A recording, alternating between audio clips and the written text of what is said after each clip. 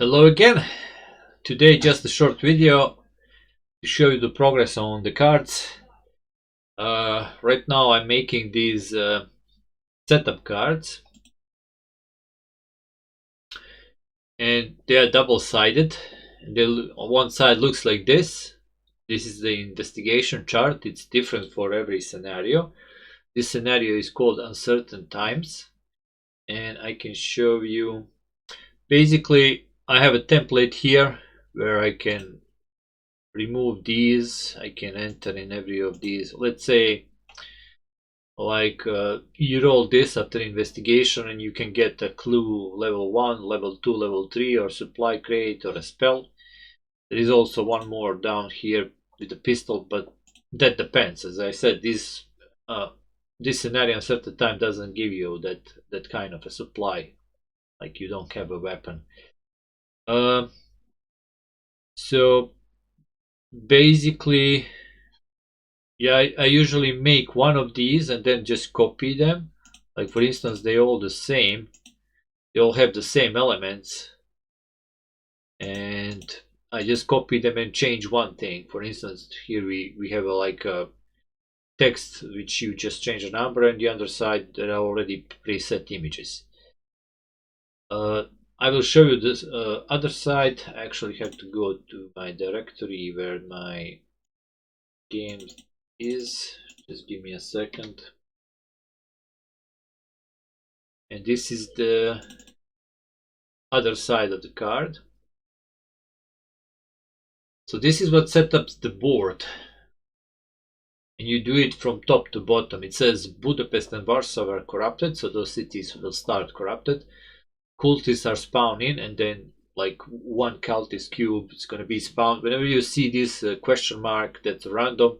So 2 will be spawned in random major country, 1 in the smaller country. 4, if I remember, might be what is the 4? Okay, let me do something really quickly just to check. What is the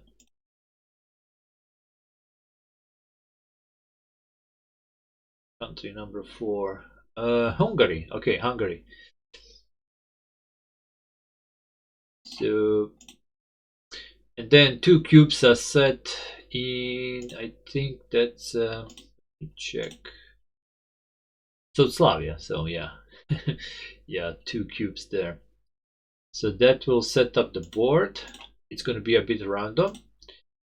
Cult strengths are the red hand is going to start with 3 strength. This is struck by the d6 die, and the other one you have to roll for it, so they can be either low or high. So that's why this scenario is called uncertain times. And 1 witness is spawned in random smaller country, and 1 tome is spawned in one of the larger country. I also made all the tokens. I'll show you that. So we have charms and supply. Let me make this extra large icons. So for the charms we have 3 times. We have a blessing, elder sign, and lucky charm pendant. These are the clues. As I said, level 1, level 2, and level 3. Each of them can help you with something. If I check my writings, I think with the level 1 clue,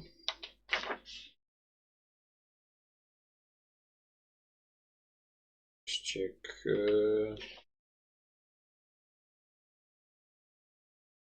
It will remove the corruption from one small city, while the level 2 will remove corruption with the big city. Of course, you still have to pass the roll test, of course. And then you can spend a clue to just remove the corruption. And level 3 clue actually can move you on the expedition track, and will remove strength of 1 cult from by -2. Pistol, which you could, I mean revolver, you can put in supply. As long as it is in supply, any investigator has a +1 DRM. but one investigator per turn, not all of them on the map, but one of them.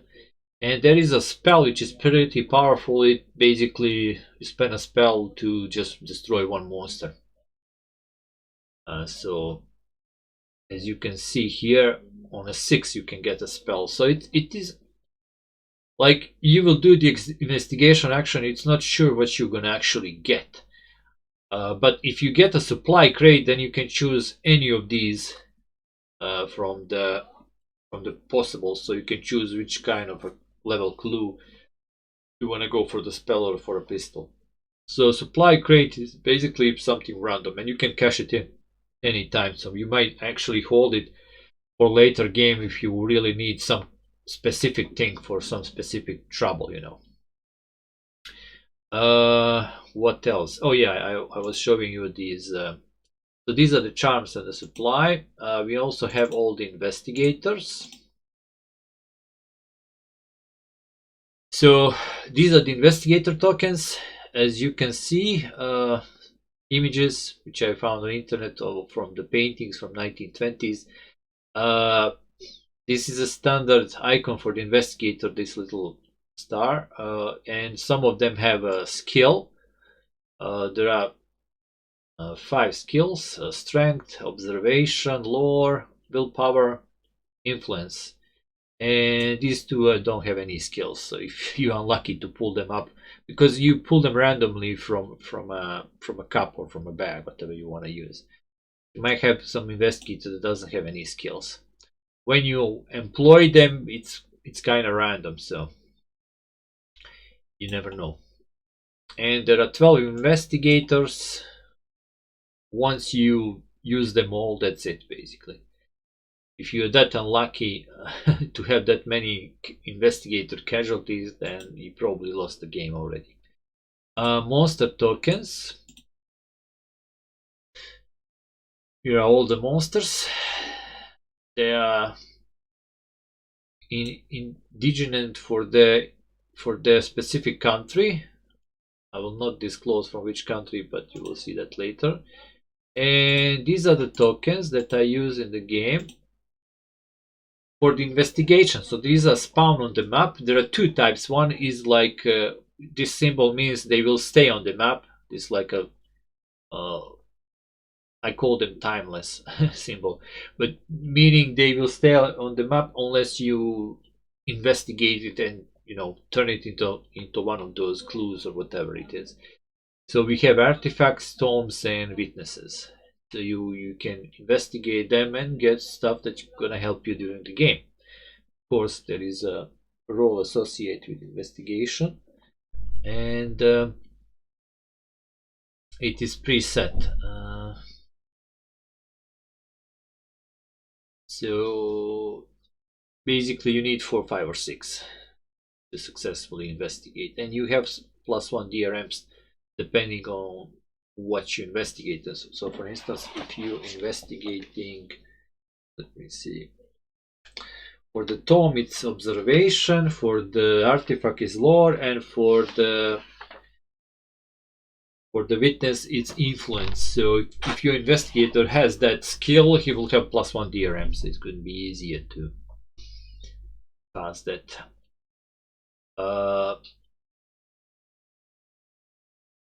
On the other side of this token will be their strength.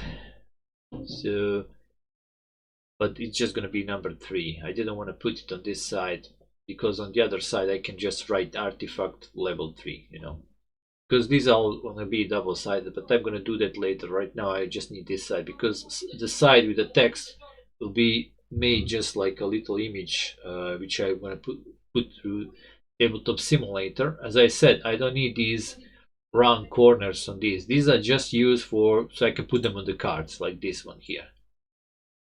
Okay, and these are easily converted into, so they don't have round corners. I can just go into my template and just fill in the corners and just export them for Tabletop Simulator as standard JPEG images.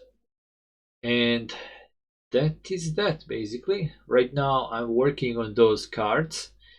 I found on the internet really good, like spread of all the historical events that happened during 1920s. So I'm going to put them in the game and somehow I'm going to connect them with what's happening in Europe due to these events. So for instance, if some ship was sunk somewhere in Europe, could be something like all ship tickets are now cheaper or something like that.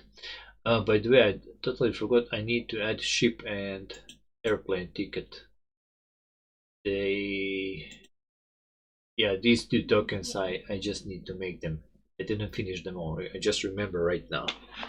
That's something that I also need to add, but that's easy. I already have icons for that from my previous games that I use some icons. And I also made the cities. I made a template for the cities. Show you that. Be somewhere here. Token lines.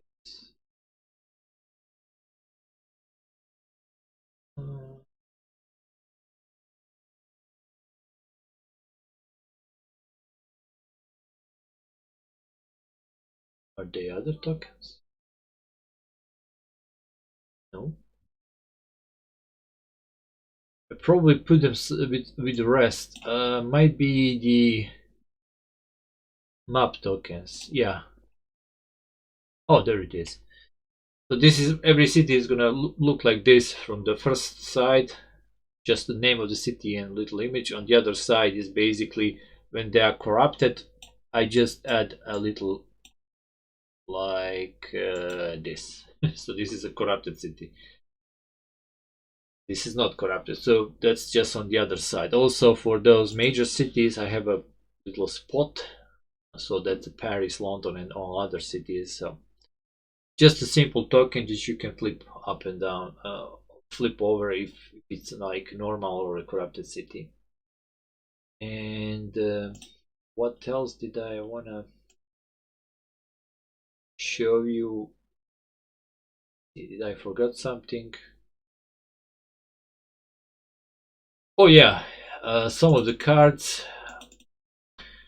This card is called End is Nigh, and it's basically shuffle into the third stage, third act of the event deck. You're gonna shuffle this into the last 5 cards on the third act, so game can end more quicker, or depending where the card's gonna be shuffled. So you will not go to the old deck. Once this come out, the game just ends. So you, from the second act, you are basically on a timer a bit to finish your expeditions. And once, and there will be a similar card like this that gonna open up expedition to the second act. Again, randomly shuffled in. So basically, Act 1 will fill the map a bit with the monsters, with the cultists. It's gonna set the stage. You will have to deal with that. From Act 2, more monsters come in and the expeditions open up, so you can go to expeditions. And then in stage 3, monsters, cultists, everything will be like turned to 11, how they say. It's gonna be much higher stakes. And then this card can just end it all. So you might not have all the 50 turns of the game. And I also made how it's called, pointing system. So these are negative points you get. So for instance, every cultist of the map is -1. This is when the game ends. If you didn't win by finishing expedition, that's like automatic win and you don't have to go through this. If time runs out, you go through all the event cards, then you're gonna go to these negative points, and depending how many negative points you have, that's the story, basically how everything finished for Europe. So every cultist from the map is the 1 point. Every corrupted city is 2 points. Every monster on the map is 3 points. every place on the expedition map that is not passed, so you didn't advance through it, is also negative 2 points, and every dead or every lost investigator is also minus 2 points. What can give you some positive points is every minor clue you have in supply is -1 for negative points. Every major clue, level 1, I call them minor, major, and extraordinary, but that's a level 1, level 2, and level 3 clues. So basically 1, 2, or 3 positive points, which probably not going to be much if you don't have them in your supply. As you know, supply is limited, so that's what you can carry from turn to turn. You only have like here 2 spaces. Only have 2 spaces to supply to hold them there from turn to turn. Also, you can use them as many as you want during your turn, but any that you wish to transfer to the second turn will be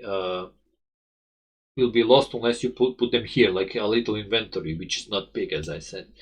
Charms also stay here, and once you get a new charm, you can either replace the existing one and then use the other one, or charms are powerful, give you rerolls, give you positive dice roll modifiers, so you probably want to use them sparsely and when you think something is really important to do on the map. And that's basically that. In these next days, I just need to make these 50 cards and then make Tabletop Simulator mode, export everything into images that are good for Tabletop Simulator, and then we're gonna do a playthrough. Then you're gonna see how everything works.